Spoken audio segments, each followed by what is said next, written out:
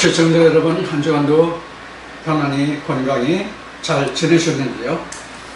오늘은 2021년 8월 8일 일요일입니다. 오늘도 여러분들과 함께 하나님 말씀으로 함께하는 시간을 갖기로 하겠습니다. 지난주에 여러분들과 함께 나눈 말씀이 두 가지가 있었죠. 지난주에도 두 말씀을 나눴는데, 지난주에는 셋째 하늘에 관해서, 그리고 산자연에 관해서 말씀을 나눴습니다. 지금 미리 좀 양해 말씀을 드려야 되겠네요. 좀 제가 목소리가 좀 가라앉았어요. 좀 이해하여 주시길 바라고요. 여러분들이 좀 듣기에 불편하셔도 이해하시고 들어주시길 바랍니다. 셋째 하늘에 관해서, 또 산자의 의미에 관해서 지난주에 이제 말씀을 드렸는데, 셋째 하늘은 우리가 굉장히 많이 듣던 말이고, 또 산자의 의미는 그다지 우리가 많이 듣는 그런 이제 그 말은 아닙니다. 교리에서, 기독교 교리에서 많이 다루지는 않는 그런 말씀이기도 한데, 산자의 의미에 대해서 여러분들이 이 말씀을 진짜 잘 깨달으시면 굉장한 큰 하나님의 은혜가 여러분들에게 임할 것이라 생각을 합니다.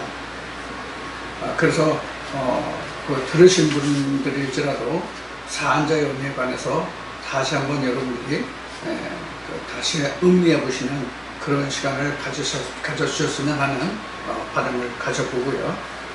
오늘은 지금 보드에 써져 있는 것과 같이 집안 식구가 원수?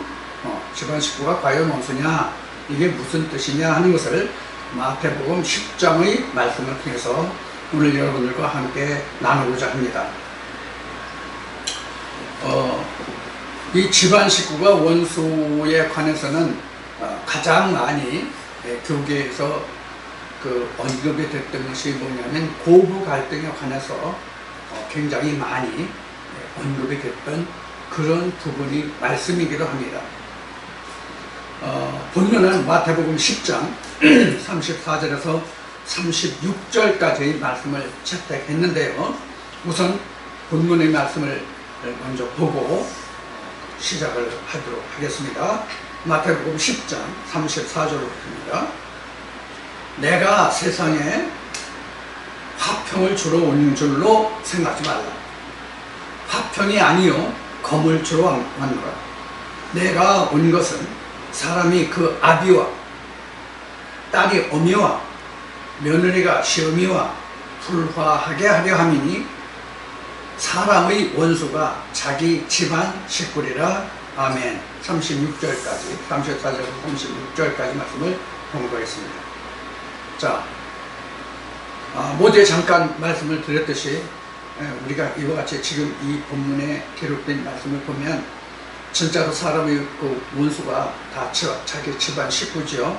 이것을 인간적으로 사람이 이용하기에 딱 좋은 말입니다. 그래서 가장 그 한국 사회의 그 전통적인 한국 사회의 가정 그 형편으로 봐서는 그 고부 갈등이 예나 지금이나 전통적인 상당히 갈등의 문제로 집안의 문제로 많이 대두가 되죠. 그래서 며느리가 뭐 화병을 얻었느니 뭐 하느니 뭐 그런 얘기도 많이 있었고, 이제 옛날에는 이걸 화병 또는 속병 이렇게 얘기했죠. 오늘날로 말하면 이게 이제 스트레스이죠. 자, 이런 그 이야기들이 많이 있었어요. 그래서 한국의 유명한 이미 이제 고인이 됐습니다만은 어느 옥땡땡 목사님은 이 고부 갈등에 관해서 여러 차례 설교한 것으로 제가 기억을 하고 있는데, 그분의 말을 들으면 그 며느리가 시어머니와의 그 갈등에서 며느리가 시어머니에 대해서 그 모든 것을 다 용서하고 화해하고 다 했어요. 그런데 돌아서면 미워하고 또 다시 고부 갈등이 생기면 그게 무슨 용서고 그게 무슨 화해냐, 이런 이야기를 언급한 적이 있었습니다. 자, 이와 같이 우리 인간이 살아가면서 갈등이 생기는 것은 어쩔 수가 없어요. 지금은 고부 갈등에 관해서 여기는 시어미와 그 며느리의 그 갈등이 이제 나와 있기 때문에 이제 이 얘기를 하는 건데, 이와 같이 인간이 살면서 인간 사회에서는 갈등이 없는 사회가 없어요. 친구 간에도, 부부지간에도, 부모와 자식 간에도, 형제지간에도, 집안 간에도, 사회에서 그 조직 간에도, 부서 간에, 또 부서와 부서 간에, 같은 부서 안에서 동료들 간에, 상사와 부하지 간에 갈등이 없는 사회는 세상에 그 어느 곳에도 존재하지 않습니다. 그 정치 체제, 민주주의나 공산주의나 사회주의나 뭐 어떤 체제를 막론하고 인간이 사는 세상에는 갈등이 없는 세상이 없어요. 심지어는 짐승이 살아가는 그런 세상에서도, 짐승들 간에서도 갈등이 없는 게 없어요. 짐승들 간에는 그 먹는 것으로 인해서 서로 물고 죽이고 하는 그런 갈등이 있죠. 인간에게는 먹고 입는 것뿐만이 아니라 자기의 어떤 명예나 권세나 그 지위나 이런 것들로 인해서 생기는 갈등이 굉장히 많지요. 그런데 지금 본문으로 이용한 마태복음 10장에서는 이 사회적인 인간의 갈등에 관해서는 전혀 언급이 없어요. 성경 어디에를 봐도 사실 인간의 갈등을, 뭐 구약에 보면 뭐 그 가장 전쟁이 많았던 것이 이스라엘이 다윗 왕 때라고 할 수 있죠. 또 이스라엘이 가나안을 정복해가는 과정에서 전쟁을 말할 수 있겠죠. 또 소돔과 고모라의 문제도 있겠죠. 이와 같은 전쟁에서 그 인간과의 그 갈등에 대해서 언급을 안 했어요. 전쟁이 있지만 갈등에 대해서는 언급이 없어요. 그런데 지금 예수는 마태복음 10장을 통해서 그 한 집안의 갈등을 지금 언급하고 있어요. 자, 그럼 예수가 말한 이 집안의 갈등에 관해서 언급한 이 내용이 진짜 집안 식구냐 하는 문제를 오늘 여러분들과 함께 살펴보고 함께 나누고자 하는 것입니다. 자, 우리가 사실 인간이 살아가면서 가장 갈등을 겪는 것은 전혀 모르는 타인에 관해서는 사실 갈등이 생기질 않습니다. 인간이 살아가면서 가장 갈등을 많이 느끼는 것은 사실 가족이에요. 한 가정에서 살아가는 사람들끼리 사실 가장 많은 갈등이 생기거든요. 특히 지금은 더욱 그렇지만 제가 어린 시절만 보더라도 우리가 인간이 자라가면서 사춘기라는 것을 겪잖아요. 사춘기 때에 부모와 자식 간에 겪는 갈등이 상당히 심하죠. 오늘날은 청소년들이 사춘기가 굉장히 빨리 온다고 그래요. 그래서 전에는 중학교 2, 3학년 좀 늦으면 고등학교 때 사춘기가 온다고 했다면 오늘날은 초등학교 벌써 3, 4학년만 돼도 벌써 사춘기가 오는 이런 시대로 지금 보여져요. 그러니까 사춘기가 굉장히 빨라졌죠. 자, 이러한 우리가 세대를 살고 있는데, 그러면 그 자녀들이 이제 사춘기에 임하면 부모와 자식 간의 갈등이 굉장히 심하거든요. 그런데 이게 부모와 자식 간이 아니라면, 즉 제3자라고 한다면 그냥 지나가는 말로 그냥 혀 한번 끌끌 혀를 차거나 그냥 혼자 중얼거리면 끝나지만, 한 가족 간에는 그게 그렇지 않잖아요. 그렇게 할 수가 없잖아요. 그래서 인간의 갈등이라고 하는 것은 사실 가정에서 일어나는 것이 가장 크다. 그리고 직장에서 일어나는 갈등이 가장 크다. 이렇게 말할 수가 있겠죠. 그러니까 전혀 타인에 대해서 갈등을 겪을 필요가 없어요. 왜? 그럼 갈등이 왜 생기느냐? 갈등이 생기는 것은 두 가지 원인입니다.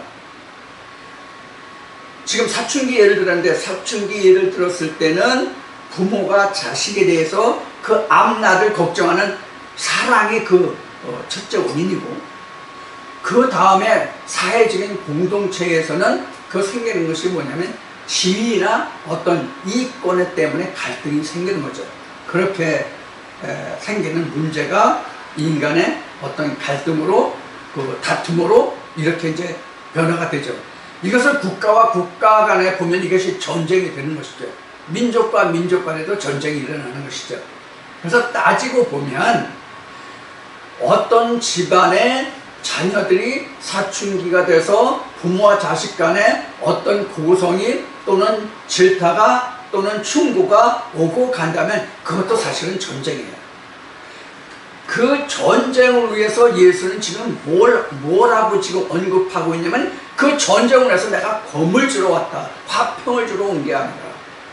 그러니까 사람과 아비가, 며느리와 시어미가, 아비와 아들과 이런 그 갈등에 관해서 이것을 봉합하고 이것을 화해시키고 이것을 원만하게 풀어가고자 하는 어떤 카운슬러의 역할로 내가 온 것이 아니라 오히려 많이 다투라고 검을 주러 왔다는 이야기예요.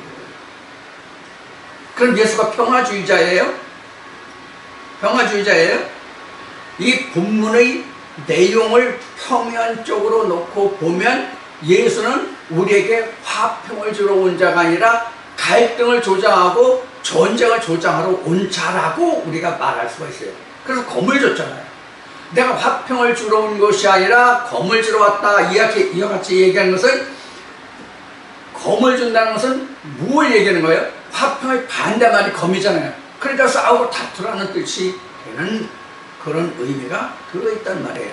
우리가 이 면을 보면 아무 생각 없이 이 글을 그냥 읽어간다면 우리가 별다른 생각 없이 이 글을 받아들이겠지만, 아 그렇구나 예수가 화평을 주러 온 거 아니라 그냥 검을 주러 왔구나, 간단히 이렇게 생각할 수 있지만, 이것을 음미해보면 검을 주러 왔다는 것은 오히려 전쟁하라고, 화평이 아니라 분란을 일으키러 왔다, 이와 같은 말이 된단 말이에요.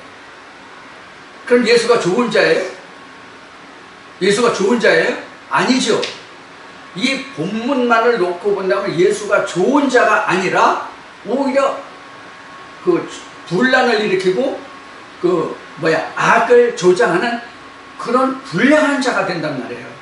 이 본문을 그대로 문자대로 우리가 음미를 해본다면, 자, 그래서 검을 주러 왔다. 내가 온 것은 사람이 그 아비와 딸이 어미와 며느리가 시어미와 불화하게 하려 함이라 그랬어요. 그러니까 가정의 분란을 일으키는 거죠. 그런데 앞에 예를 들은 옥땡땡 목사는 그 고부간의 갈등을 예를 들어서 이것을 얘기했단 말이에요. 그럼 예수가 와서 검을 주러 온 것은 오히려 분란을 일으키러 왔으니까 고부간의 갈등이 생기는 게 맞는 거죠. 화해하는 게 아니라. 지금 본문의 내용이 그렇지 않아요? 그렇지 않아요. 본문의 내용이. 다시 볼까요? 자, 35절 봅시다. 35절 보자고요. 내가 온 것은 사람이 그 아비와 딸이 어미와 며느리가 시어미와 불화하게 하려 함이라. 그럼 고부가 생겨 맞잖아요.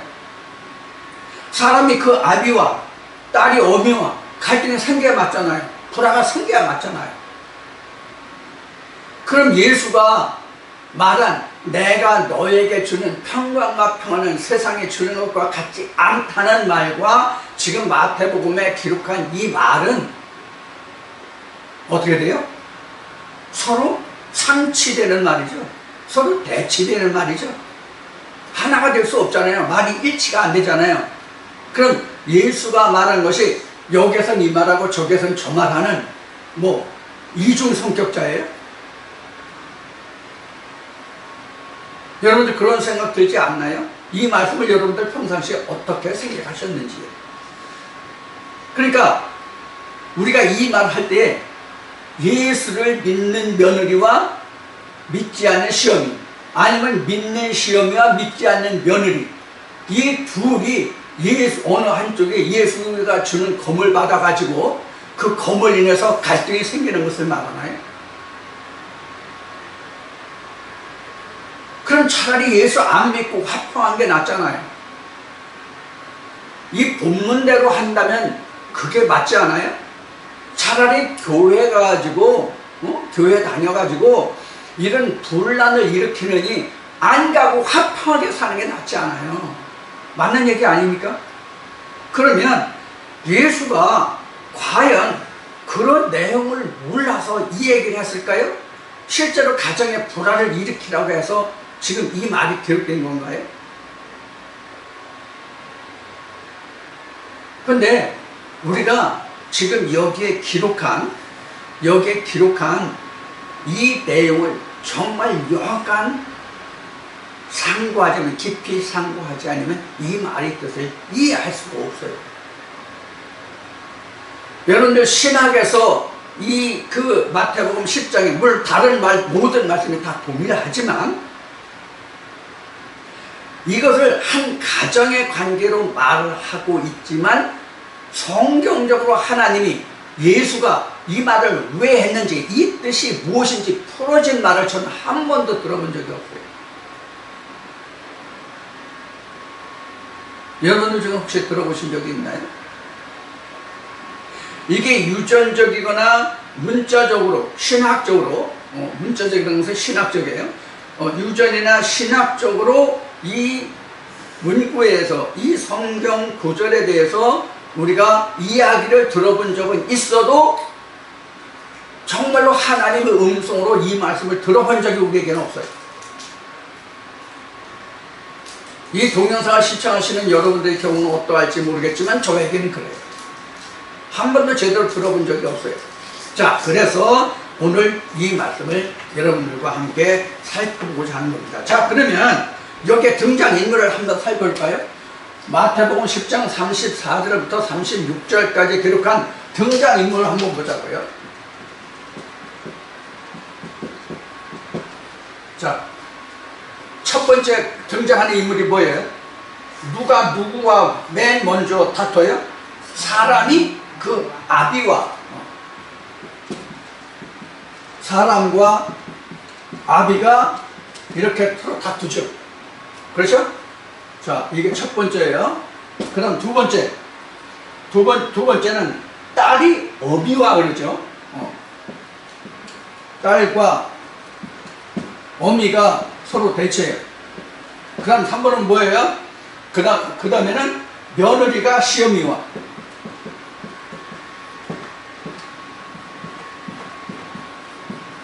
이렇게 하죠. 하나 더 있죠. 그 다음에 뭡니까?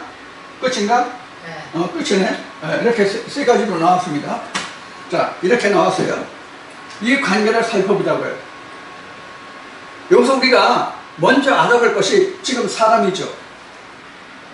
사람이 어떤 사람이야? 사람이 어떤 사람이야? 우리가 일반적으로 그 말하는 모든 인간들을 말하는 사람일까요? 여기서 사람은 헬라어로는 사람을 안드로포스라고 얘기하지만 이 사람이라는 얘기를 여기서 사람이라고 나오는 건 예수예요. 예수라고요. 여기서 사람은 예수예요. 제가 전에도 한번 언급한 적이 있지만 제 블로그를 보면은 아담의 종류에 대해서 나오는데 아담의 종류가 곧 사람의 종류입니다. 아담이 세 종류거든요. 아담이 세 종류라고요. 아담의 세 종류가 뭐냐면 아담의 종류가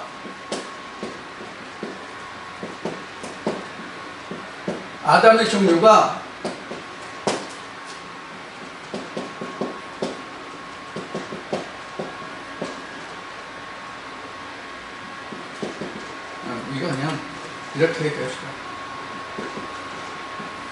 아담의 종류가 이렇게 있다고요. 표면적으로 말한 거예요. 이거는 이것도 표면적으로 말한 거예요. 이것도 표면적으로 말한 거예요. 이것을 좀 더 달리 표시하면 유전은 우리가 조상의 그 구전으로 전해놓은 거예요. 이 신학이라고 하는 것은 율법이에요. 이건 이제 문자적이라는 뜻이에요. 문자적. 이 성경은 진리, 즉 하나님의 뜻이에요. 이렇게 아담의 종류가 이렇게 나눠진단 말이에요. 요거 잠깐 지웠다가 다시 합시다. 요것을 다시 정리하면 이것을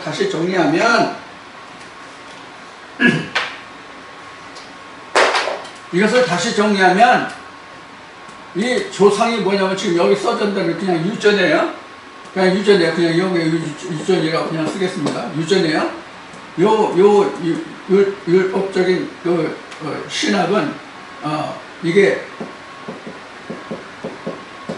첫 아담이에요. 여기가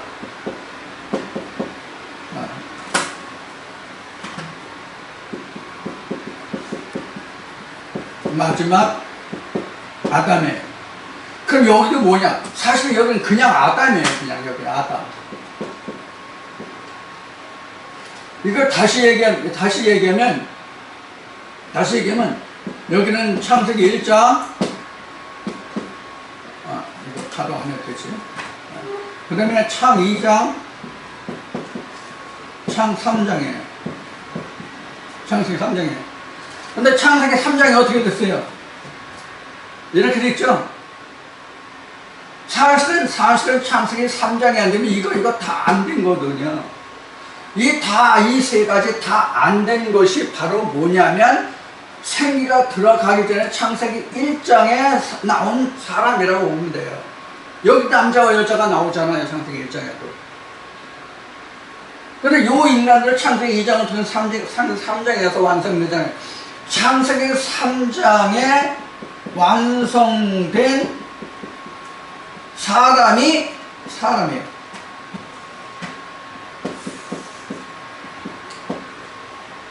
창세기 3장이 완성된 자만 사람이라고 해요. 성경이 말하는 사람. 무슨 사람이냐 그러면 이것을 좀 더 정확하게 가면 하나님의 사람 이렇게 된 거예요. 하나님의 사람. 세상적인 인간적으로 말하는 사람이 아니라 하나님의 보시기의 사람. 하나님의 형상으로 온전히 지어진 자가 사람이에요. 그 자가 누구다? 예수다 하는 얘기예요. 예수다 하는 얘기예요. 그러니까 이 사람이라고 하는 것은 고린도전서 15장으로 얘기하면 마지막 아담은 살려주는 영이 되었다 이렇게 얘기하죠. 이 마지막 아담이에요. 마지막 아담이라고요. 마지막 아담이 사람이에요. 그가 곧 예수예요. 그래서 여기서 마태복음 10장에서 말하는 사람은 바로 예수란 말이에요. 예수가 누구와? 자, 1장 사람이죠. 지금 왜 사람이 예수인지를 설명했으니까 자, 이런 사람이 누구와? 그러면 여기서 아비는 누구를 말하고 있는 것일까요? 여기서 예수가 사람이 그 아비와 다툰다고 했으니까 그럼 예수는 그 아비가 누구예요? 예수는 그 아비가 누구예요? 하나님이죠? 그럼 예수는 하나님과 다툰다는 얘기예요? 대적한다는 얘기예요? 네? 하나님과 예수는 사람이 그 아비와 지금 다툰다고 그랬으니까 불화한다고 그랬으니까 불화한 상태가 그럼 예수는 그 아비인 하나님과 대적한다는 뜻이냐고요. 근데 이러한 일이 언제 생긴다고 지금 마태복음 10장에서는 기록하고 있어요. 지금 예수가 뭐라고 기록하고 있어요? 이런 일이 언제 생겨요? 검을 준 후에 생기는 일이잖아요. 그렇죠? 예수가 검을 준 이후에 생기지 예수가 검을 주기 전에 생긴 일이 아니잖아요. 다시 볼까요? 본문을 다시 볼까요? 자, 34절 봅시다. 10장 마태복음 10장 34절 보자고요. 내가 세상에 화평을 주러 온 줄로 생각지 말라. 화평이 아니요 검을 주러 왔노라 그랬어요. 그래서 검을 주러 왔어요. 그래서 검을 주니까 이런 일이 생긴다는 얘기거든요. 이런 일이 생겨요. 그래서 미안합니다. 딸이 누구와? 딸이 딸이 어미와 그 다음에 며느리와 시어미죠. 이렇게 대적하는 거죠. 자, 이런 일이 언제 생기느냐면 생기는데 이런 일이 생기는 때는 검춘 후죠. 그렇죠? 검을 준 후에 사람과 아비가 딸이 어미와 며느리가 시어미와 이렇게 서로 대적한단 말이에요. 검을 주고 나니까 그럼 이 검이 뭐예요? 빌립보서 3장인가요? 3장 몇 절인가 보면 하나님의 말씀 성령의 검이라고 나오죠. 그러니까 성령을 받게 되면 이런 뜻이란 말이에요. 예수로부터 사람으로부터 성령을 받으면 검을 주니까 검을 주러 왔다 했으니까 검을 받게 되면 즉 하나님의 말씀 성령의 말씀을 받게 되면 이런 일이 생긴다는 뜻이란 말이에요. 그동안 저의 말씀을 들어오시면서 여러분들이 지각을 이용하고 이 말씀을 추리할 수 있으면 성령의 인도하심을 받아서 이 말씀을 풀을 수 있으면 이미 답이 다 나와 있을 거예요. 에베소에 있어요. 다 나왔어요. 이게 에베소예요? 6장. 성령의 검이요? 에베소라고요? 네. 에베소 3장인가요? 6장. 6장? 17절. 6장 17절이랍니다. 자, 하나님의 말씀 성령의 검. 이렇게 나왔어요. 자, 그러면 지금 말씀드린 바와 같이 이게 성령의 검을 받기 전에는 즉 하나님의 성령의 말씀을 받기 전에는 이런 일이 안 생긴다 하는 얘기예요. 자, 그럼 이 말의 뜻은 뭐냐면 예수 그리스도가 내게 오기 전에는 이런 일이 생기지 않는다 이 뜻이에요. 예수 그리스도가 내게 오지 않으면 성령이 교회들에 가시는 말씀이 없다면 이런 일이 안 생긴다고. 설령 이것이 성경적인 어떤 가족관계가 아닌 육신적인 관계라도 성령이 예수를 알지 못하면 이런 일이 생기지 않는다고. 예를 들어 교회에서 잘 얘기하는 며느리는 교회 다니고 시어머니는 절에 다니고 아니면 시어미는 절에 다니고 며느리는 교회 다니고 그래서 서로가 갈등하는 그런 관계가 아니죠. 왜 아니에요?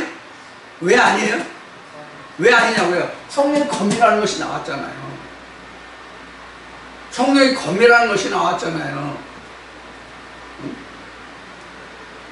근데 사실 우리 한국 가정의 그 상태를 보면 자식들은 자식들대로 시부모는 시부모대로 신앙생활이 각자 다른 집도 많이 있다고요. 없는 게 아니라 많이 있어요. 자, 그런데 여기서 이 말씀에서 보면은 지금 가족 중에 빠진 게 있어요. 뭐가 빠졌어요?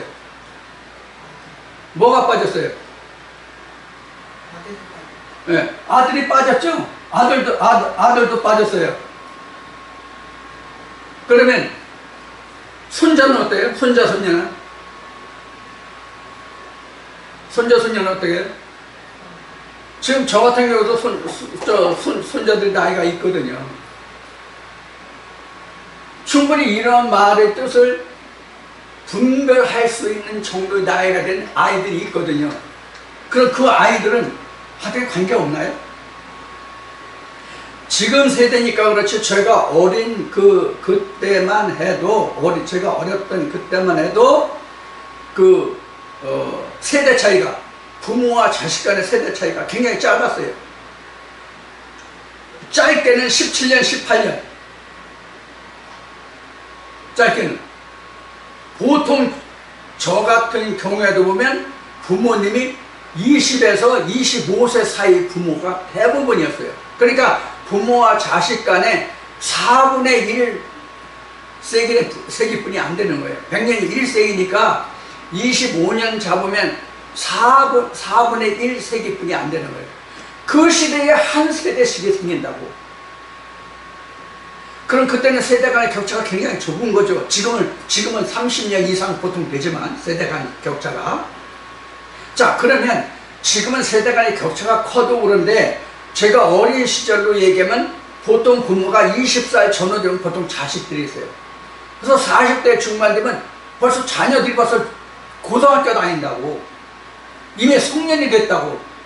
그래서 제가 어린 시절만 해도 40대 중반쯤 되면 아들, 딸이 결혼해가지고 손자, 며느리 보고 사위 보고 손자와 손녀를 볼 시절이 있었단 말이에요. 제 어린 시절만 해도. 40대가. 지금은 아무리 빨라도 50대 초중반 되지만 대체적으로 봤을 때.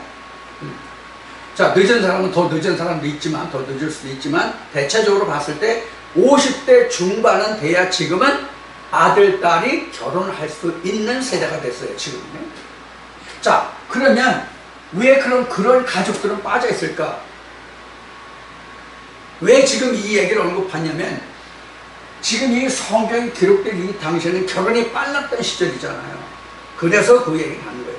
그런데 왜 그들은 빠져 있느냐는 얘기예요. 자, 여기 보면은 뭐가 나왔어요? 며느리와 시어미가 나왔죠. 며느리와 시어미가 나왔으면은 여기에 손자, 손녀들은 없겠냐고. 근데 그거 왜 빠졌어요? 왜 빠졌냐고. 이런 생각들을 우리가 좀 해볼 수 있죠. 자, 그러면 이 관계를 좀 살펴보겠습니다. 이 관계를 어떤 관계인지 좀 살펴보겠습니다. 이제 여러분들 성경 전체를 다 이제 우리가 좀 살펴볼 필요가 있죠. 자, 사람에 대해서는 지금 말씀드렸으니까 별도로 말씀드리지 않겠습니다. 사람에 대해서는 더 이상 설명은 안 하고 그 다음 이제 이 족보관계, 가족관계를 좀 설명할게요. 자, 여기 이제 등장하는 인물이 아버지가 나오고 아버지가 나오고 그 다음에 딸이 나오고 며느리가 나오고 시어미가 나오고 이렇게 됐나요? 딸, 어미, 며느리, 시어미 이렇게 나왔어요.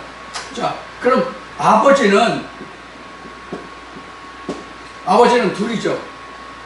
첫째는 하나님이 아버지가 될 수 있고요.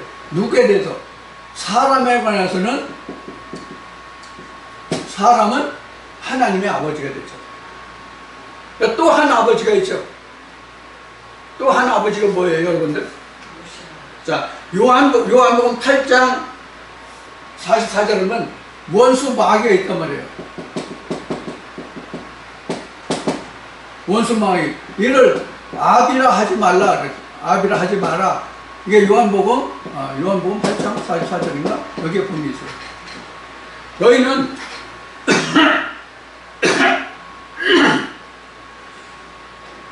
너희는 너희 아비 마귀에서 났으니 너희 아비의 욕심을 그대로 행하고자 한다 하는 그 말씀이에요.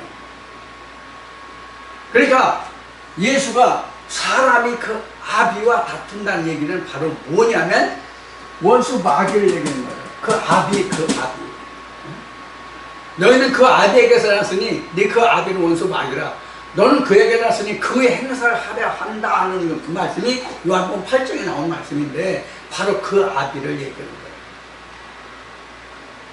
거예요. 그러면 이 하나님 아버지라는 것이 이렇게 둘이 되는 두 아비가 되는 거죠. 그래서 너는 땅에 있는 자를 아비라 부르지 말라 이렇게 예수는 말한 거예요. 자, 그 관계를 여러분들 상고하시면 될 겁니다. 자, 딸은 그럼 뭐냐? 딸은 뭐냐?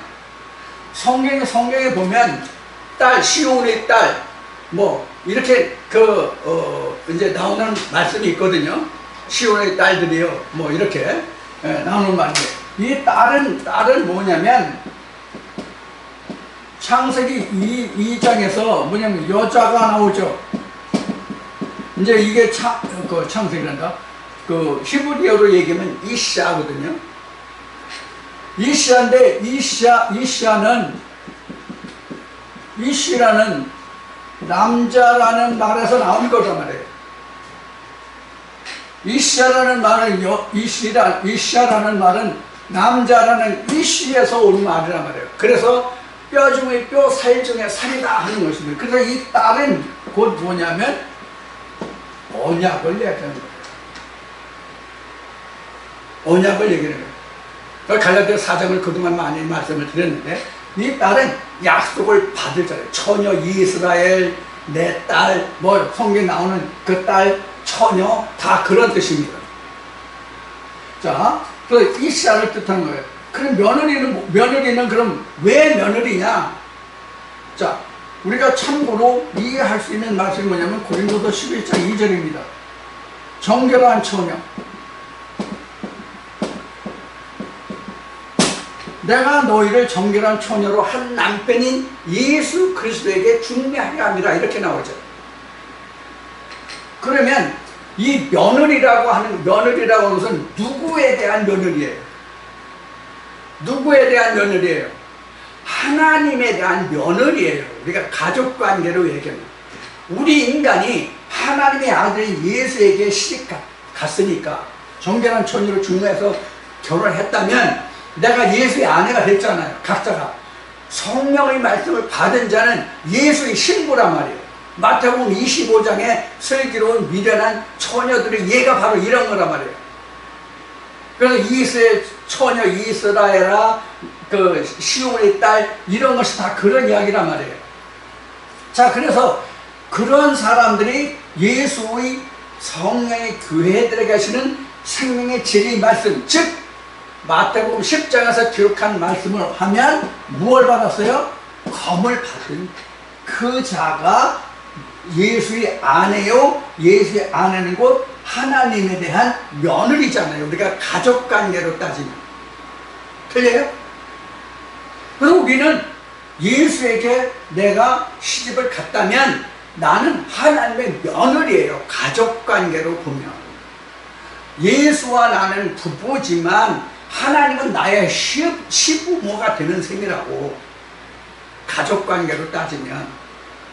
자, 그 다음에 시어미는 며느리에 대한 뭐예요? 양육권을 간섭을 할 수 있는, 치리를 할 수 있는 그자죠.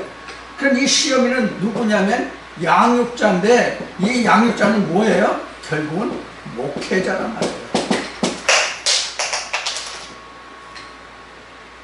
자, 그러면 지금 말씀드린 이러한 내용들을 바탕으로 지금 이 여자와 어디서 아들 사람이라는 걸 안 썼는데 이 사람과 이 이샤 간의 이야기를 이렇게 기록한 거란 말이에요. 이렇게 기록한 거예요. 여기서 사람이 남자니까 여기서는 이씨라고도 할 수 있겠죠. 그 시작이. 근데 사실 사람이라는 것은 이 며느리가 낳은 아들이 사람이거든요. 이게 요한일서 5장에서 기록한 아들이 있는 자의 답이에요. 자, 그러면 지금 여기 나온 이 말의 뜻을 여러분들이 잘 정리해 보세요. 그럼 내가 하나님의 말씀을 받게 되면, 성령의 검을 받게 되면 그동안 원수 마귀에서 들었던 그 모든 것들이 서로 어떻게 돼요? 대적을 하게 돼요? 안 하게 돼요? 성령의 검을 받지 않을 때는 이게 다 아름다운 모습으로 이루어져요. 그런데 성령의 검을 받으면 이것이 서로 대적을 할 수뿐이 없는 거예요. 가장 먼저 대적하는 것이 뭐예요? 사람과 그 아비예요. 요한복음 8장 44절에 기록한 내 아비 원수 마귀에서 난 행동을 너도 똑같이 하려고 한다. 이 말씀이 드러나는 거예요. 그러니까 드러나는 상태가 전쟁이에요. 요한계시록 그동안 했죠? 요한계시록 이미 끝났는데요. 금년 3월에 끝났는데 요한복음에 보면 7 대접 재앙이 있죠. 7 대접 재앙이 인이 풀리고 인이 열리고 하나님의 음성, 하나님의 나팔이 들리고 그러한 것들이 일어나니까 뭐가 생겨요? 전쟁이 생겼죠. 이것을 이스라엘 백성들이 출애굽 여정으로 보면 요단강을 건너서 여리고 성이 무너지지 않으면 이스라엘 백성들에게 본격적인 가나안 쟁취, 가나안 땅의 회복의, 가나안 땅 쟁취의, 가나안 땅의 성취의 전쟁이 벌어집니까? 안 벌어집니까? 안 벌어지죠. 이게 그 이야기와 같은 뜻이에요. 그럼 그 키가 뭐냐? 성령의 검을 내가 주려 왔다고 하는 거잖아요. 예수가 주는 검은 성령의 검이잖아요. 성령의 검이 왔다는 얘기는 지금 예를 들어 말씀드린 성경을 인용한 요한계시록의 7대접 재앙이 전쟁이 시작이요. 이스라엘 백성의 출애굽의 과정을 보면 그들이 진짜 가나안 본토에 들어갔을 때의 전쟁이 시작되잖아요. 본격적인 전쟁이에요. 이스라엘 백성들이 가나안 땅 들어가기 전에 여리고 성을 함락하기 전까지가 전쟁이 없다는 것이 아니에요. 전쟁이 있었어요. 그러나 이스라엘 백성들이 진짜 전쟁을 한 그 가나안 본토 족속의 멸함이 이미 창세기에서 하나님이 아브라함과 언약한 그 전쟁이었잖아요. 아브라함으로부터 4대 후에. 그럼 아브라함으로부터 4대 후가 바로 뭘 얘기하냐면 오늘날로는 아브라함부터 4대가 무엇을 얘기하냐면 애굽 이전의 세상이 있죠. 물론 애굽도 세상이지만 자 크게 따지면 뭐가 있냐면 애굽이 있고요. 그 다음에 광야가 있고요. 그 다음에 뭐예요? 가나안이 있죠. 이렇게 가잖아요. 이렇게 가죠. 근데 우리가 가나안만 생각하는데 제가 늘 말하지만 가나안은 요단을 건너면 여리고가 있고 그 다음에 가나안 본토가 있어요.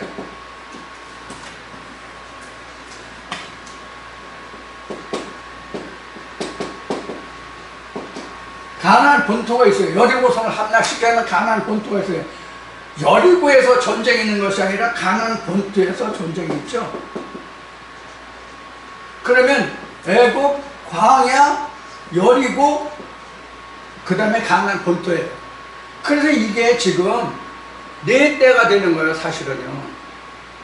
그래서 성경에 보면 3일기라고 얘기하지만 3일기를 다시 나눠보면 요단강을 건너서 여리고와 가나안 본토가 진짜 핵심인 거예요. 그럼 이스라엘 백성이 출애굽해서 전쟁이 일어나는 게 지금 여리고에서 전쟁이 벌어졌어요. 가나안 본토에서 전쟁이 일어났어요. 가나안 본토에서 전쟁이 일어났잖아요. 우리가 그 이스라엘 백성의 출애굽 과정의 역사를 우리가 성경을 통해서 보시는 바와 같아요. 이게 지금 전쟁이거든요. 그럼 이 전쟁이라는 게 조금 전에 말씀드렸듯이 계시록 21장에 나오는 그 7대접의 재앙이 끝나기까지란 말이에요. 시작이 19장부터 시작되네요. 가나안이 7대접 재앙이 20장에 첫째 부활이 생기고 21장에 생기나요? 자, 지금 장절은 이제 몇 장부터 있는데 아마 19장부터 아마 이 말씀이 아마 들어가야 될 거예요. 지금 7대접 재앙이 시작이 18장인가 19장부터 아마 시작이 될 거예요. 자, 그래서 저기 7대접의 재앙이 실제로 끝나는 거는 사실은 창세기입니다. 계시록 20장 하늘에서 내려온 무저갱 열쇠를 가진 천사가 땅에서 올라오는 무저갱 사자의 문을 닫아버려서 땅에서 올라오는 무저갱 사자가 활동하지 못하게 하는 그 시기까지가 뭐냐면 7대접 재앙이거든요. 그래서 창세기 18장인가 19장부터 시작될 거라고 지금 말씀을 드린 거예요. 자, 이런 과정이 끝나야만 뭐가 이루어진다고요? 가나안 건설이 그래야 이루어진다고요. 이것이 바로 여기서 나온 서로 다툰다는 뜻이에요. 이게 바로 전쟁이란 말이에요. 전쟁. 그래서 뭐가 필요해요? 검이 필요하다 그 뜻이에요. 그래서 이러한 일이 일어나는 것은 지극히 당연한 거예요.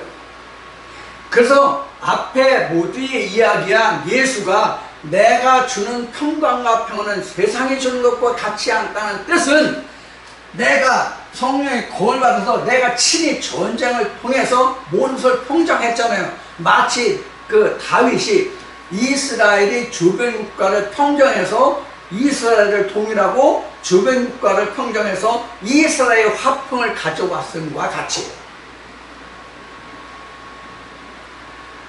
그게 7대접 재앙이에요. 이게 바로 전쟁이에요. 그래서 검이 없으면, 성령의 검이 없으면, 예수가 주는 성령의 말씀이 없으면 이러한 일이 결코 일어날 수가 없어요. 결코 일어날 수가 없어요. 그런데 신앙에서는 아버지, 딸, 며느리, 시어미, 이것을 가족관계로 본단 말이에요. 그래서 앞에 말씀드릴 때에 성령의 검을 받으면 이것이 일어나야지. 그래야 맞잖아요. 이런 전쟁이 일어나야 되는 성령의 검을 받으면. 근데 왜 화평하라고 하냐고. 왜 화평하라고 하냐고.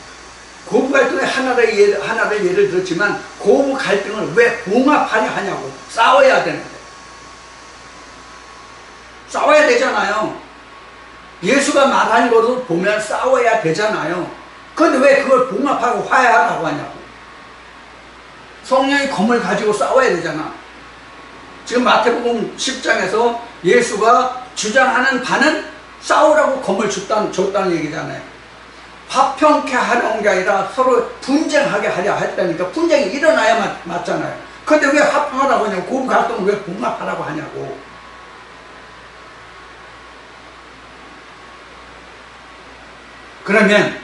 그러면 이것이 한 가정에서 일어나는 일들이에요?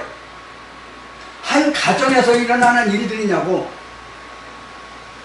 원수가 집안 식구다라는 얘기가 어느 한 가정에서 일어나는 일이냐고. 믿음을 두고 한 가정에서 고부 갈등, 시부와의 갈등, 딸과 며느리와 시어미와 이런 관계냐고. 아니죠. 각자 자신의 마음에서 일어나는 일이라고. 각자 자신의 마음에서. 신학에서는 그 창세기에 기록한 에덴 가정을 아담과 하와, 하나님과의 아담과 하와의 가정을 하나님이 가장 먼저 지은 가정이다, 이렇게 말을 하거든요. 진실일까요? 사실일까요? 그렇지 않습니다. 각자 마음의 상태를 말하고 있는 거예요. 아담과 하와, 가인, 아벨이 한 사람의 마음의 상태를 이야기하고 있는 거라고. 한 사람의 마음의 상태를. 그러면 그 아담과 하와의 가정이 어떤 가정이에요? 아담과 하와의 가정이 어떻게 생긴 거예요? 아담은 누구고 하와는 누굽니까?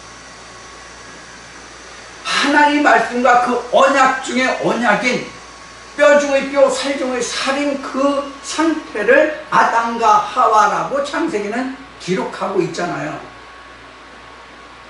그러면 하나님 언약의 말씀이 어디에 있어요? 교회에 있어요? 건물의 교회에 있어요? 각자의 마음에 있잖아요. 그래서 하나님이 신명기 말씀인가 해서 이렇게 말씀하신 거예요. 신명기인가? 확실치 않은데, 제가 어떤 말씀에 뭐 있다 하는 것에 틀릴 때가 굉장히 많다고 이야기하는 분이 있는데 실제로 그래요. 인정합니다. 그래서 우리가 하나님을 이렇게 믿고 나면은 그 모든 싸움이 각자의 마음에서 일어나는 거예요. 그래서 하나님이 이렇게 말씀하시는 거예요. 야, 너희가 하나님 말씀하실 때, 인간을 향해서 말씀하실 때, 야, 하나의 법이, 하나의 말씀이 하늘 꼭대기에 있어서, 아니면 바다 건너서 강 건너서 있어서 하늘에 올라가야 강 건너가야 그 말씀을 내가 들을 수 있고 알 수 있는 게 아니야. 매우 심히 가까운데 어디에 있다? 내 입에 있다. 내 마음에 있다.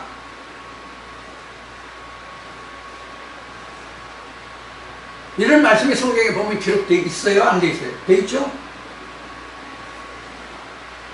그래서 마태복음 10장에서 기록하고 있는 집안 식구가 원수라는 얘기는 한 가족을 이야기하는 것이 아니라 하나님의 성전되는 그 모티브, 가장 근본이 된 에덴 안에서 우리 마음속에서 일어나는 일들을 말하고 있는 거예요. 우리 마음속에 하나님의 집 에덴이잖아요. 이 에덴이 언제부터 생겨요? 창세기에 기록된 말씀과 같이 하나님의 생기가 들어간 후에 하나님이 그 아담과 그 배필인 하와를 위해서 지어준 것이 뭐예요? 에덴이잖아요. 그것이 지금 마태복음 10장에서 뭐예요? 성령의 검을 주러 왔는데 성령의 검을 받은 후에 이러한 일들이 일어난다는 것과 똑같은 것이다. 그러니까 우리가 성령의 검을 받지 아니하면 우리가 신학적인 말씀을 들었던, 유전에 의한 말씀을 들었던, 진리의 말씀을 들었던 그 말씀이 다 그 말씀이에요. 전혀 말씀에 대체되고 상체되고 대적이 된 말씀이 안 나온다고. 제가 전해드린 이 말씀을 아무리 들으셔도 그동안 신학적으로 교회 다니면서 들었던 말씀과 무엇이 틀리고 다른지를 내가 분별하지 못하고 찾아내지 못하고 발견하지 못하면 이러한 전쟁이 전혀 안 일어난다고. 아, 똑같은 말이야. 그게 그 말이야. 이렇게 표현할 수도 있고 저렇게 표현할 수도 있을 뿐이야. 너는 그렇게 말하지 나는 이렇게 생각할 수 있어. 너는 그렇게 생각하냐? 내 생각은 이래. 이렇게 말할 수 있단 말이야. 그럼 전쟁이 일어나요? 안 일어나요? 안 일어난다니까. 안 일어난다고. 그럼 너는 그렇게 주장하고 내 생각은 이래. 너는 그렇게 생각할 수 있지? 나는 이렇게 생각해. 이 정도라면, 그렇게 생각한다면 여러분들은 성령의 검이 없는 거예요. 딱 잘라 말해서 없는 거예요. 왜? 검이 있으면 이런 일이 생겨야 되거든. 이런 일이 여러분들 마음속에서 벌어져야 된다고. 이런 일이 벌어지지 않는다는 얘기는 성령의 검이 어떻다는 얘기예요? 없다는 얘기예요. 성령이 교회들에 하시는 말씀을 분별하지 못한다는 얘기예요. 이놈도 그놈이고 그놈도 이놈이에요. 어? 그러니까 분쟁이 일어날 수가 없지. 그건 네 생각이고 내 생각은 이래. 이러면 분쟁이 일어나요? 안 일어나요? 오히려 내 마음에서 스스로 화평하려고 그러지. 전쟁을 일으키려고 안 한단 말이에요. 이 얘기는 뭐다? 성령의 검이 없다. 즉 하나님의 말씀이 없다. 성령의 검이 없다. 그런 얘기예요. 자, 지금 뭐가 없다고 그랬어요? 하나님의 말씀, 성령의 검이 없다 그러니까 내가 왜 하나님의 말씀, 성령의 검이 없어? 이 말씀도 알고 저 말씀도 알고 이렇고 저렇고 다 얘기를 하죠. 이거를 성경은 이렇게 얘기해요. 보기는 보아도 듣긴 들어도 보지 못하며 듣지 못합니다. 예수가 말한 대로 너희가 내 말을 들을 줄 모른다 하시는 것과 똑같은 거예요. 들을 줄 모르기 때문에, 아직 안 들리기 때문에, 귀가 열리고 눈이 떠지지 않았기 때문에 그런 거예요. 그런 분들은 사도 바울과 함께 다메섹으로 가십시오. 아나니아의 안수를 받으시기 바랍니다. 예수의 빛과 음성을 보시고 아나니아의 안수를 통해서 여러분들의 눈에 비늘이 벗겨지고 다시 보고 들을 수 있는 여러분들이 되시기를 축원합니다. 그래서 제가 그랬죠. 누구든지 제가 전하는 이 말씀을 들을 수는 있으나 그렇다고 다 깨닫는 것은 아니다. 이 말 여러분들이 오해 없이 잘 들으셔야 돼요, 진짜. 제가 이렇게 말하면 이런 평을 하는 사람들이 많아요. 그럼 너만 구원이냐? 그럼 꼭 너한테 가야 구원을 받느냐? 이렇게 얘기해요. 아니죠. 성령의 교회들의 시간 말씀, 즉 성령의 검을 받아야 구원이 있는 것이죠. 인간 이 태세에 있는 게 아니라 제가 전해드리는 말씀에 있는 것이죠. 이 말씀을 통해서 여러분들이 성령의 검을 받으시란 말이에요.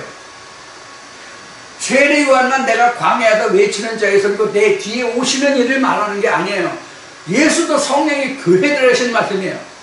예수도 성령이 교회 되신 말씀이고 그 말 속에 내가 너에게 이런 말이 영이요 생명이라고 했잖아요. 똑같은 얘기예요. 세례 요한이 하는 말이나 예수가 하는 말이랑 똑같은 말이라고. 다만 누가 하느냐 이 말이 인간적으로 보면 표면적으로 보면 세례 요한이 하는 말이냐 예수가 하는 말이냐 이런 것을 놓고 논할 수 있겠지만 종국에 가서는 세례 요한이 무슨 말을 했어요? 성령이 교회 되신 말씀을 한 거잖아요. 그래서 내 뒤에 오시니 내가 하는 말 뒤에 오는 것, 즉 성령의 kom. 예수도 자기가 한 말이 영이요 생명이라고 했어요. 그 말을 들을 수 있는 사람 말이 영이다 생명이라는 것을 깨달을 수 있었단 말이에요. 똑같아요. 지금도 똑같다. 이것을 우리는 성경적으로 말할 때 하나님의 영원성이에요. 물론 신학에서 하나님의 영원성을 말하지만 그는 영원히 살아계시다고 말하지만 살아있는 증거가 없잖아요. 살아있다는 얘기는 present 현재예요. 현재 우리가 살아있는 현재 지금을 말하는 거예요. 역사가 아니라. 그래서 하나님의 지식이 아니다라는 말도 역사적인 그러한 사실을 놓고 하나님과 예수와 성령을 말하면 그것은 인간의 지식적인 것으로는 할 수 있고 하나님의 지식은 아니란 말이에요. 지금 이러한 내용들이란 말이에요. 그러면 가족관계가 다 정리가 다 되죠. 가족관계가 다 정리가 되죠. 어떤 분이 이런 말을 했다고 그래요. 어떤 분이 이런 말을 했대요. 저한테 이런 말을 해요. 당신이 성령하는데 성령이 뭐가 성령이냐? 성령하는데 성령이 무엇이냐? 오늘 제가 들은 이 말씀을 통해서 여러분들이 뭐가 성령이라고 생각되십니까? 뭐가 성령이라고 생각되십니까? 제가 전해드린 이 말씀을 통해서 보화를 캐내면 그 보화가 성령이에요. 그 보화가 성령이에요. 그 성령을 내가 주는 게 아니라 세례 요한이 얘기했듯이 내 뒤에 오시니 나는 광야에 외치는 자 있습니다. 그 얘기예요. 내 뒤에 오시니 이 말씀이 여러분들에게 깨달아서 그 말씀 속에서 캐내는 그것이 뒤에 오는 것이잖아요. 그게 성령이에요. 제가 성령을 주는 게 아니에요.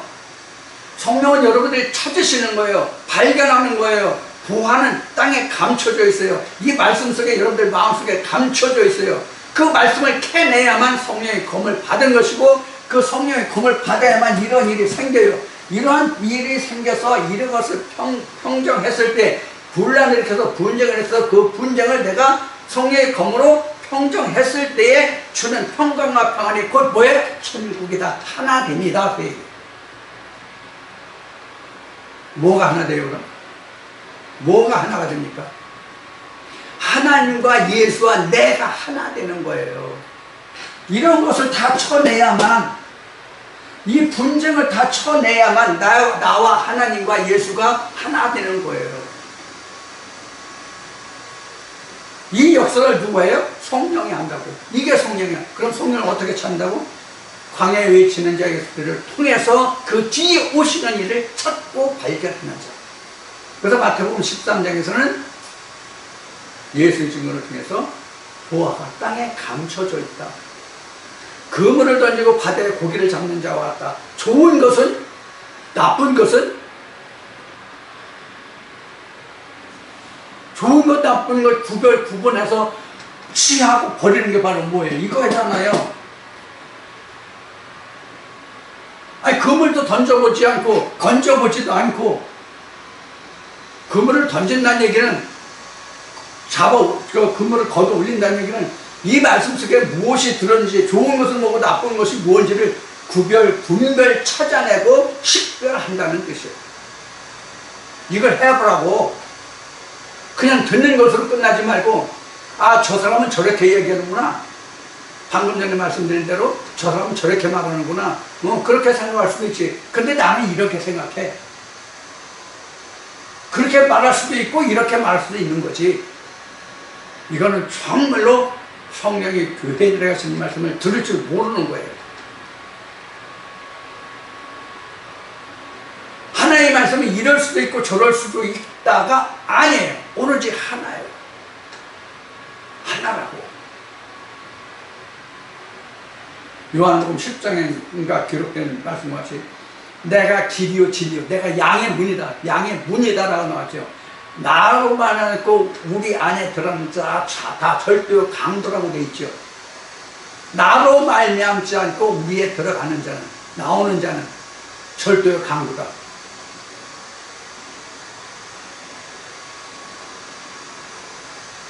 이 뜻이 무슨 뜻인지 여러분들 이해하실 수 있기를 원합니다. 자, 지금 집안 식구가 원수다? 과연 집안 식구가 어떤 집안 식구인지, 과연 집안 식구가 원수인가 하는 문제에 대해서 마태복음 10장 34절부터 36절의 말씀을 통해서 지금 여러분들과 지금 함께 말씀을 나누고 있습니다. 자, 지금까지 들은 말씀을 여러분들 마음속에서 한번 정리해 보세요. 여러분들 그동안 이러한 전쟁이 있었습니까? 이런 마음의 갈등이 있었냐고요? 지금 이런 마음의 갈등이 있었냐고요? 이 말씀을 통해서 이런 분쟁과 이런 갈등이 없었다면 여러분들 죽은 신앙이에요. 여러분들 제가 전해드린 이 말씀은 아무리 되짚어듣고 몇 번 리피트해서 다시 들으셨다 할지라도 이러한 일이 생기지 않으면 여러분들 죽은 거예요. 아직 성령이 교회에 하신 말씀을 듣지 못하고 있는 거예요. 검을 아직 받지 못한 거예요. 분명하고 확실하게 말씀을 드립니다. 이럴 수도 있고 저럴 수도 있는 것이 성경이 아니에요. 성경은 흑백 논리가 온전한 거예요. 그래서 혹자는 이렇게 말하는 거예요. 저 사람이 말하고 저 사람이 전하는 거 너무 두렵다. 겁난다. 이렇게 말하는 거예요. 실제로 그래야 돼요. 그런 마음이 있어야 돼요. 그러면 저 사람이 왜 저렇게 말하는가 하는 그 이면을 들여다볼 수 있는 하나님의 지혜와 지식이 필요하다는 말이에요. 하나님의 지혜와 지식이. 그래서 여러분들은 성경의 기록을 가지고 여러분들이 모든 것이 하나님의 학자같이 하나님의 말씀에 대해서 학자같이 알아들을 수 있고 말할 수 있고 깨달을 수 있고 볼 수 있고 들을 수 있는 여러분들이 되기를 축원하는 거예요. 그럼 지금 말로 하는 것이 축원이냐? 아니고 그게 아니고 여러분들에게 열심으로 하나님의 말씀이 이러이러하다라고 말씀드리는 것이 바로 그런 뜻이에요. 하나님의 말씀이 이러이러하다라고 자꾸만 말씀드리는 것이 여러분들을 바로 깨우쳐드리는 거예요. 내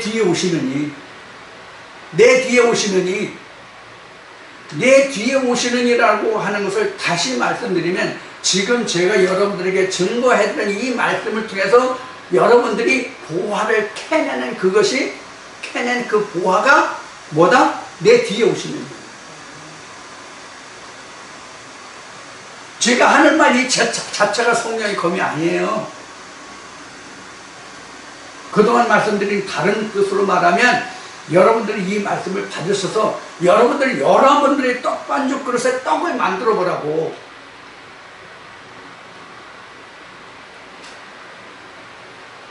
이건 제가 먹어보고 제가 먹어본 떡을 말하는 것이지 여러분들이 먹어본 떡이 아니잖아요.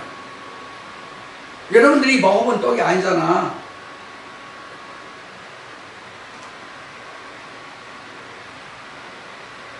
여러분들 만약에 떡이 있으면 그 떡을 나를 좀 주세요. 엘리야가를 그 한 과부에게 보내서 그가 너를 공개하리라. 가니까 뭐 있었어요? 기름 조금, 가루 조금 있었죠. 그것을 나한테 떡을 해와봐라. 그 떡을 먹고 내가 너를 축복해 줄게. 그게 무슨 뜻이에요?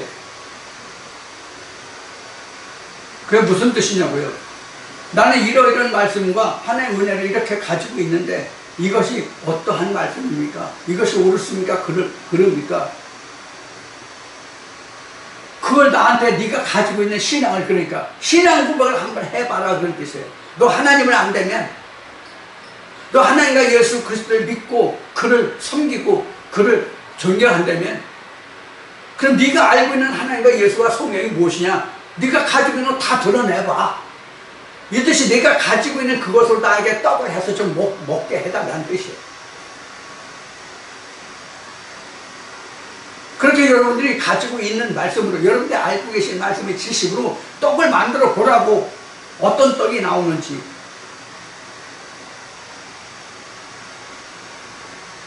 그럼 떡이 어떤 사람은 제대로 할 수 있고 어떤 사람은 제대로 못하는 사람도 있고 그렇겠죠? 그 떡을 그렇게 자꾸 만들어 보라고. 그래서 다윗이 물맷돌 5을 만들으라고. 여러분들이 그 떡을 이 돌들로 떡이 되게 하라.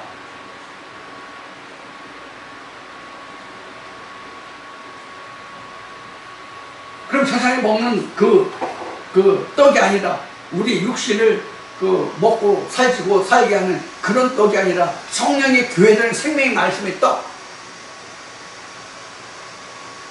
내가 예수가 말할 때 내가 하늘에서 내려온 그 떡이라고, 생명의 떡이라고 만나라고 그랬잖아요. 그것이 되게 해보라고. 여러분들도 이 말씀을 잘 들으시면서 듣는 것으로 만족하지 말고 여러분들이 자꾸 떡을 만드시라고.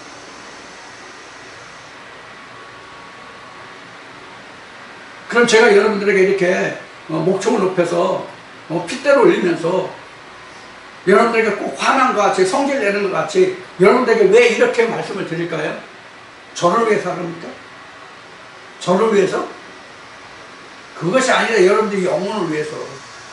여러분들이 정말 하나님의 성령의 교회신 말씀을 들으시고 여러분들이 정말 천국 가기를 원하시고 천국을 이루시기를 원한다면 그렇게 하시라, 그런 뜻이에요. 제가 왜 이 무더운 날 핏대를 올리고 목청을 높여서 여러분들께 이 연사 부르짖습니다 외칩니다 하고 있겠습니까? 여러분들 이러한 묘언을 여러분들이 10분 이해하시고 여러분들에게 다시 당부드리고 바라거니와 이 말씀을 통해서 정말 성령이 교회되는 성령의 검을 받으시라고. 그래서 이런 전쟁이 있게 하시라고. 이런 다툼이, 분쟁이 있게 하시라고. 분쟁이 없는 것이 아니라 분쟁이 있어야 한다고. 반드시, 절대적으로. 그럼 여러분, 그렇지 않으면 여러분들은 방금 전에 앞에 말씀드린 것 같이 하나님과 내가 하나 되는 과정을 만들지 못한다니까. 하나님과 내가 하나 되는 전쟁을 치르지 않으면, 이런 분쟁이 없으면 하나님과 내가 하나 될 수 있는 길이 성경은 전혀 없다니까.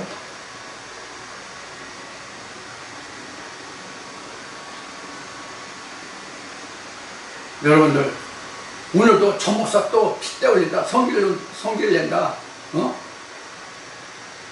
이렇게 생각하지 마시고, 아, 저 사람 왜 이 더운 여름에 저렇게 핏대 올릴까, 열을 흘릴까, 저 사람이 주장하고자 하는, 저 사람이 전하고자 하는 것이 무엇일까를 좀 제발, 정말 제발 당부드리거니와 그 이면을 여러분이 꼭 좀 생각하시고 이 말씀을 들어주시기를 간청드리고 또 간청드립니다. 여러분들 언제까지 어린아이와 같은 신앙으로 만족하고 계시기를 원합니까? 이제 장성한 자가 돼야 되지 않겠어요?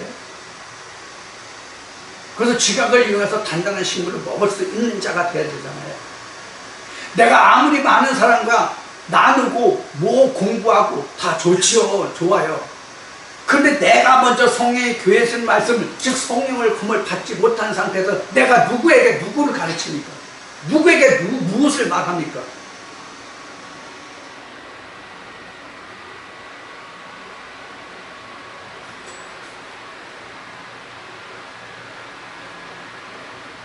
히스기야 왕이 병들어 죽게 되었을 때에 그가 벽을 대고 대면해서 앉아서 하나님께 통곡하는 기도를 올리죠. 그가 그래서 하나님이 그 기도를 들으시고 응답하셔서 그 아비 아하스의 일형표를 물려가지고 그를 수명을 연장해주고 그가 더 안양히 살 수 있는 그런 길을 주죠. 그래서 히스기야가 선지자를 통해서 네가 죽지 않고 다시 살리라고 했을 때 내가 그걸 어떻게 알겠냐, 그 증거가 내게 무슨 증거로 그것을 내가 알 수 있겠냐 했을 때 첫 해는 거기에서 난 것을 먹고 그 다음에도 또 거기서 먹고 셋째 해에는 내가 심고 가꾼 것의 그 열매를 먹으리라 이렇게 얘기했죠. 이러한 분쟁이 있고 나지 아니면 이런 분쟁을 겪지 아니하면 셋째에 자기가 심고 거두는 식물을 먹을 자가 되지 못해요. 주는 것만 받아 먹어야 돼요. 그래도 그런 사람이 나도 성령의 교회를 형성을 얻는다, 나도 하나님을 안다, 예수를 안다, 성령을 안다, 성령을 받았다 이렇게 말한단 말이에요. 참 어처구니 없는 일이죠.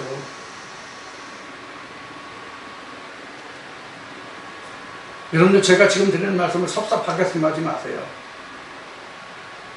다시 당부드리거니와 제가 이렇게 말씀을 드리는 것은 여러분들의 신앙을 날마다 점검하시라는 얘기예요. 그런 의미로 말씀드리는 거예요. 여러분들을 힐난하고 여러분들을 책망하고자 하는 뜻이 아니에요. 절대로 아니에요. 절대로 아니에요. 여러분의 신앙을 저와 함께 날마다 점검해 보시라고. 사도 바울 같은 이도 나간다. 십자가 밑에 날마다 죽노라. 이루었다함도 잡았다함도 아니다. 표대를 향해서 달려간다.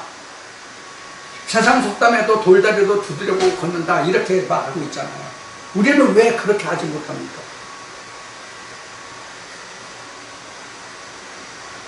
여러분들 제가 자꾸 이렇게 말씀드리면 여러분들 진박에 생각하고 또 지독에 생각하고 야 이제 그만해라 이렇게 생각하실 것 같은 염려와 우려가 들지 않는 것은 아니지만 제가 이렇게 당부드리고 부탁드리고 여러분들에게 간청하는 것은 오히려 더해도 제 생각에는